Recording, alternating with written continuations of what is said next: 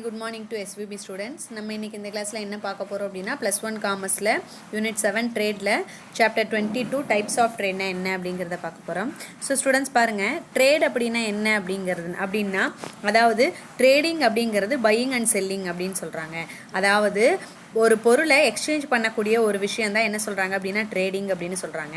இந்த ட்ரேடிங்க்கு என்ன மீனிங் கொடுத்திருக்காங்க அப்படினு பாருங்க. Trading it means buying and selling of goods and services consist of trade. So buying and selling அப்படிங்கிறது தான் ட்ரேட் அப்படின்னு சொல்லியிருக்காங்க. ஓகேவா?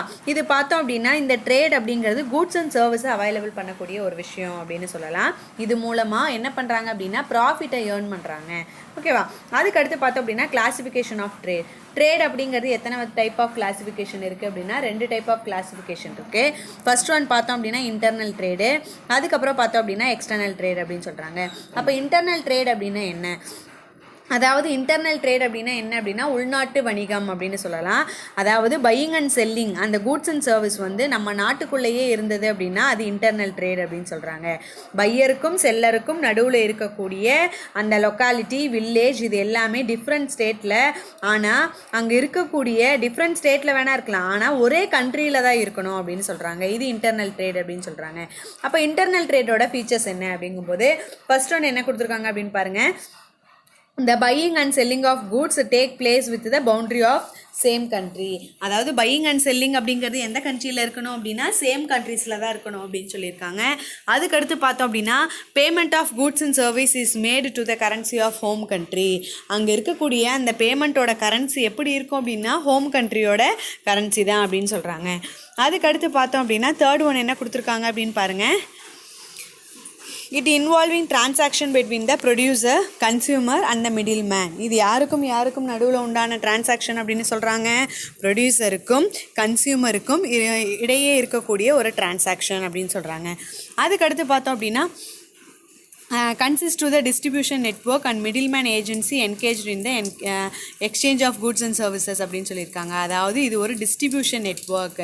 எப்படி டிஸ்ட்ரிபியூஷன் நெட்வொர்க் அப்படின்னா ஏஜென்சி மூலமா கூட்ஸ் அண்ட் சர்வீஸை என்ன பண்ணுவாங்க அப்படின்னா மக்களுக்கு கொண்டு போய் சேர்த்திருவாங்க அப்படின்னு சொல்கிறாங்க. அதுக்கு அடுத்து பாயிண்ட் பாருங்கள்.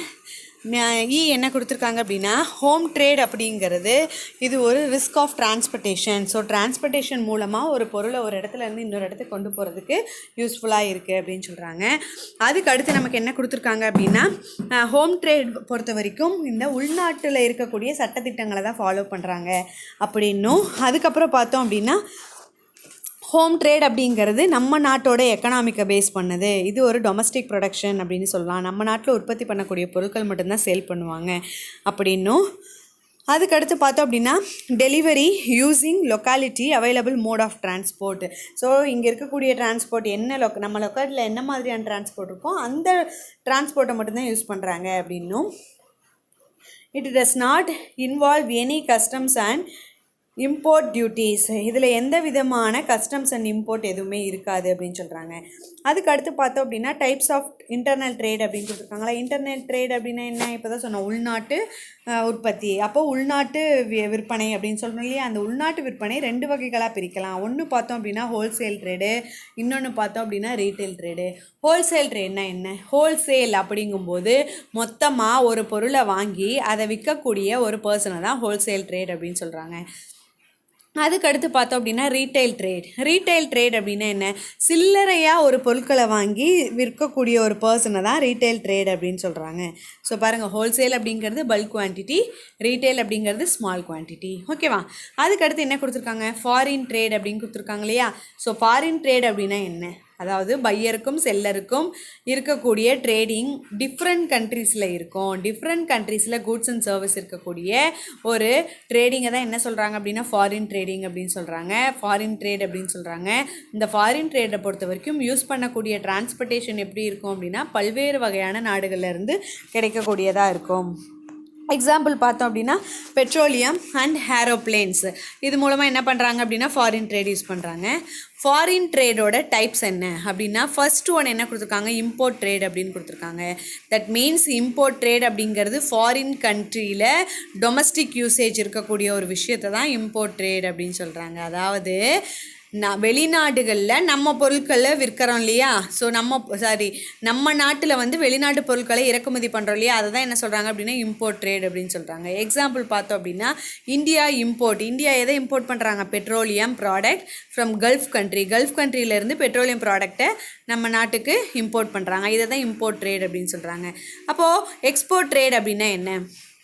எக்ஸ்போர்ட் ட்ரேட் அப்படிங்கிறது என்ன அப்படின்னா வெளிநாடுகளில் நம்ம பொருட்கள் போய் சேர்க்கறது தான் எக்ஸ்போர்ட் ட்ரேட் அப்படின்னு சொல்கிறாங்க. எக்ஸாம்பிள் பார்த்தோம் அப்படின்னா அயர்ன் ஃபார் த இந்தியாவிலேருந்து இரும்பு ஜப்பானுக்கு போகுது.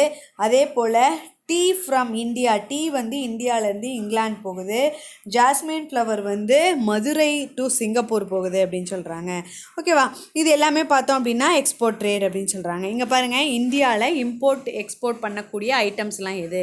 Petroleum product, mineral fuels, jewelleries, gems, precious metal, automobiles, electronical machinery and equipment, biochemical machinery including computers, paramedicals, organic chemical. இது எல்லாமே பார்த்தோம் அப்படின்னா இம்போர்ட் எக்ஸ்போர்ட் பண்ணக்கூடிய விஷயம். அதுக்கடுத்து பார்த்தோம் அப்படின்னா என்ட்ரிபோர்ட் ட்ரேட். அது என்ன மேம் என்ட்ரிபோர்ட் ட்ரேட்? இம்போர்ட் ட்ரேட் கேள்விப்பட்டிருக்கேன், எக்ஸ்போர்ட் ட்ரேட் கேள்விப்பட்டிருக்கேன். என்ட்ரிபோர்ட் ட்ரேட்னா என்ன? அதாவது ஒரு நாட்டில் இருந்து பொருட்களை இறக்குமதி செஞ்சு அந்த இறக்குமதி செஞ்ச பொருள் வேறொரு நாட்டுக்கு ஏற்றுமதி பண்ணணும் அப்படிங்கிற ஒரு காரணத்துக்காக வாங்கக்கூடிய பொருட்களை தான் என்ட்ரிபோர்ட் ட்ரேட் அப்படின்னு சொல்கிறாங்க. இதை படித்து பார்த்தா உங்களுக்கு தெளிவாக புரியும். பாருங்கள், entrepot trade means importing of goods from one country and exporting the same to foreign country. It is also known as re-export trade. Example, Indian diamond merchant in Surat import uncut raw diamond from South Africa. So இதெல்லாமே பார்த்தோம் அப்படின்னா என்ட்ரிபோர்ட் trade அப்படின்னு சொல்கிறாங்க. அப்போது என்ட்ரிபோர்ட் பண்ணக்கூடிய நாடுகள்லாம் எது அப்படின்னா Singapore, Dubai, Hong Kong are the largest entrepot trade centre in the world அப்படின்னு சொல்லியிருக்காங்க. இது எல்லாமே மிகப்பெரிய அளவில் என்ட்ரிபோர்ட் பண்ணக்கூடிய இந்த வேர்ல்டில் பண்ணக்கூடிய ஒரு விஷயம் அப்படின்னு சொல்லியிருக்காங்க.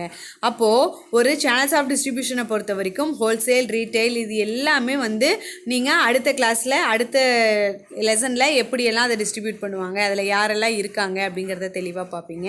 ஸோ ஸ்டூடெண்ட்ஸ் பாருங்கள், இன்றைக்கி லெசன் இது கம்ப்ளீட் ஆயிடுச்சு. இதில் பார்த்தோம் அப்படின்னா 5 1 மார்க் இருக்குது, ப்ளஸ் 10 2 மார்க், 7 3 மார்க், 2 5 மார்க் இருக்குது. இந்த லெசனில் மொத்தம் டாபிக்ஸ் ரொம்ப கம்மி தான், ஈஸியாக அண்டர்ஸ்டாண்ட் பண்ணிக்கிற அளவுக்கு தான் இருக்கும். ஸோ இன்னைக்கு கிளாஸில் இது போதும். அடுத்த கிளாஸில் அடுத்து என்ன டாபிக் இருக்குது அப்படின்னு பார்க்கலாம். Thank you students.